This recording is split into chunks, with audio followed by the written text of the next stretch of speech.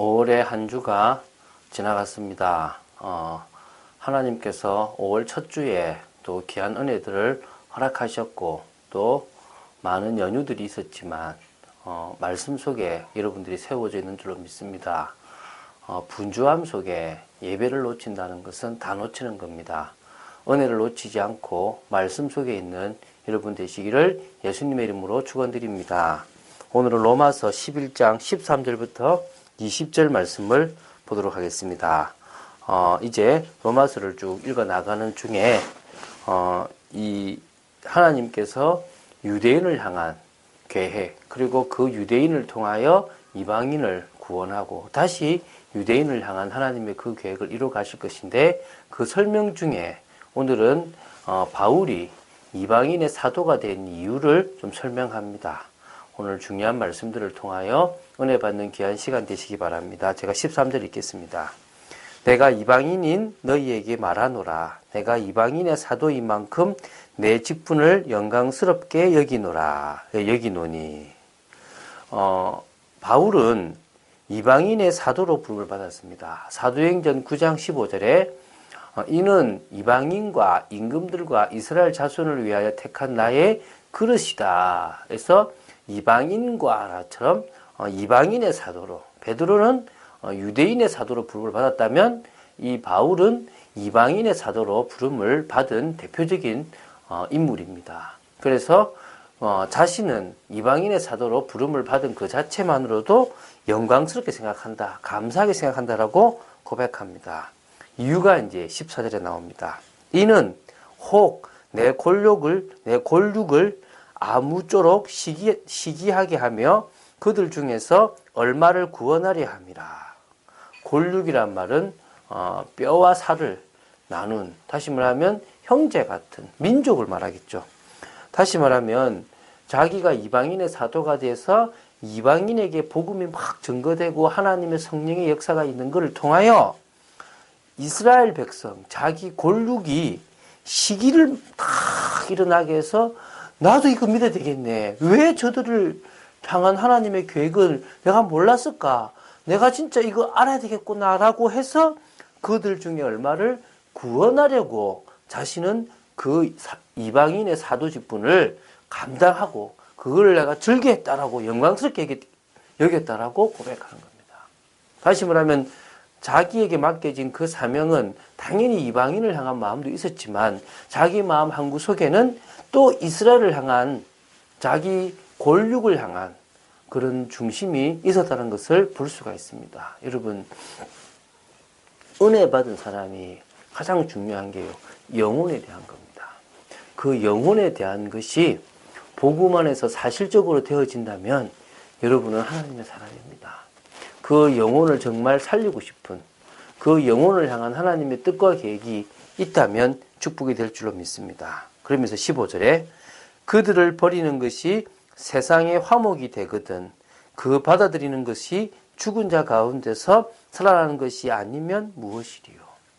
앞에서도 그런 얘기 했지 않습니까? 12절에 이스라엘 때문에 이방인들이 돌아왔는데 앞으로 이스라엘이 충만한 풍성함이야 당연히 하나님이 기다리는 거 아니겠냐라고 했는데요. 오늘 15절에도 이스라엘을 버림으로 말미암아 세상의 많은 이방인들과의 화목이 되었습니다. 그렇다면 다시 그 버렸던 이스라엘을 받아들이는 것은 죽은 자 가운데서 살아나는 것이 아니면 무엇이겠냐. 어떻게 보면 그 이스라엘을 죽은 가운데서 내가 다시 살린 거다 라고 말할 수 있다는 거죠. 누가요? 하나님이 그들을 살리신 거예요. 그러면서 이제 비유를 하나 듭니다. 제사하는 처음 익은 곡식 가루가 거룩한 즉 떡덩이도 그러하고 뿌리가 거룩한 즉 가지도 그러하니라. 오늘 그런 얘기 하죠. 그렇지 않습니까?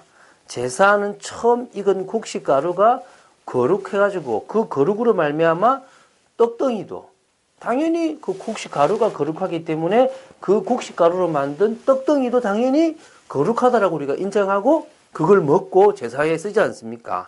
그것처럼 뿌리, 그 뿌리가 거룩하니까 당연히 나오는 가지들도 거룩한 거 아니겠냐. 그러면 무슨 말입니까? 그 뿌리, 참감람나무의 뿌리가 거룩하니까 참감람나무의 모든 가지들이 거룩한 것 아니냐 이 말입니다. 그러면서 바로 17절에 이런 말을 합니다. 또한 가지 얼마가 꺾였는데 돌감람나무인 내가 그들 중에 접붙임이 되어 참감람나무 뿌리의 진액을 함께 받는 자가 되었은즉, 이런 얘기를 하죠. 이제 바로 뿌리 이야기를 하면서 뿌리가 올바른 뭐죠? 참감람나무. 뿌리가 하나님으로부터, 뿌리가 하나님의 은혜로부터 시작된 이 참감람나무를 하나님이 잘라내 가지고 돌감람나무를 거기다가 붙였어요. 가지에다가. 그래서 접붙임을 했단 말입니다. 그러면 참감람나무 뿌리의 진액을 받기 때문에 이제 뭡니까? 거룩하지 않았던 돌감람나무의 가지가 참감람나무 가지에 접붙임이 됐기 때문에 그 거룩한 뿌리를 받기 때문에 이들도 이제 거룩해진 겁니다. 자, 그러면서 이런 말 합니다. 그 가지들을 향하여 뭐요? 자랑하지 말라. 자랑할지라도 내가 뿌리를 보존하는 것이 아니요 뿌리가 너를 보존하는 것이니라. 자, 참감람나무가 있는데 가지 얼마가 꺾였어요. 이스라엘이 꺾인 거죠. 그리고 그 가지에 돌감람나무를 접붙였습니다. 이제 접붙임 받은 이 돌감람나무가 나는 이제 됐다. 축복받았다. 에이, 저 이스라엘, 저 버림받은 것들 이렇게 하지 말라는 거예요. 자랑하지 말라는 거예요. 자랑할지라도 네가 뿌리를 보존하는 것이 아니고 뿌리가 너를 보존하는 것이다. 너 때문에 하나님이 영광 받는 게 아니라 하나님의 은혜 때문에 네가 살아있는 거다. 맞지 않습니까? 우리는 하나님의 은혜 없이 살아갈 수 없거든요. 자랑할 게 아무것도 없습니다. 하나님이 은혜 안 주시면 우리는 끝나는 인생이 되어져 버린다니까요. 그러면 네 말이 가지들이 꺾인 것은 나로 접붙임을 받게 하려 함이라 하리니 옳도다. 그들은 믿지 아니함으로 꺾이고 너는 믿음으로 섰느니라. 높은 마음을 품지 말고 도리어 두려워하라. 그렇게 말할 겁니다. 아니 내가 저기에 접붙임 받으려고 하나님이 저들 꺾은 거 아니냐. 맞대요. 그 말이 틀렸다고 말할 수 있는 것은 아니랍니다. 그들은 믿지 아니했기 때문에 꺾였고 우리는 믿었기 때문에 딱 그 뿌리에 박혀서 서게 된 겁니다. 그렇다면 사실은 하나님이 우리를 접붙이려고 저들을 꺾어버렸단 말은 만약에 우리가 높은 마음을 품고 우리가 하나님의 뜻과 상관없이 산다면 우리도 꺾어버리고 또 다른 정말 긍휼을 받으려고 하는 자를 붙이려고 할 수도 있다는 겁니다. 그래서 말하고요. 두려워하라는 겁니다. 오늘 여러분 사도 바울이 이방인의 직분을 감당하고 이방인을 살리는 이방인의 사도로의 직분을 영광스럽게 여긴 것은 이스라엘을 구하려고 하는 것이고 또 이방인이었지만 은혜를 받은 우리도 이제 뭡니까? 교만하거나 자랑하거나 높은 마음을 두는 것이 아니라 참 감사하다. 하나님이 아무런 노력도 하지 않은 우리를 저 이스라엘을 꺾어가지고 저기다 접붙였다. 그리고 우리로 하여금 이 은혜 속에 있게 하셨다. 그렇다면 우리는 겸손한 것밖에 없고 감사한 것밖에 없고 이제는 주님의 뜻을 따라서 주님께 붙어있는 가운데 주님이 주시는 그 뿌리의 진액을 받으면서 열매 맺는 인생 살아가는 게 가장 축복이다. 오늘 그런 인생 사시기 바랍니다. 이 지금 풀어가는 과정이 뭐냐면 하나님이 이스라엘을 버리셨지만 이방인의 충만한 수가 들어오기까지 버려놨고 이방인의 충만한 수가 들어오면 다시 그들을 찾을 거란 얘기를 쭉 해나가는 중에 있습니다. 그런 중에 우리가 한 부분을 보고 있습니다. 그들이 꺾였기 때문에 우리가 붙었다. 붙은 것은 우리 때문에 뿌리가 있는 것이 아니라 뿌리 때문에 우리가 있는 것이고 우리는 그들이 꺾였기 때문에 붙었기 때문에 절대 자랑할 거나 절대 교만하거나 높은 마음을 품을 이유도 없다.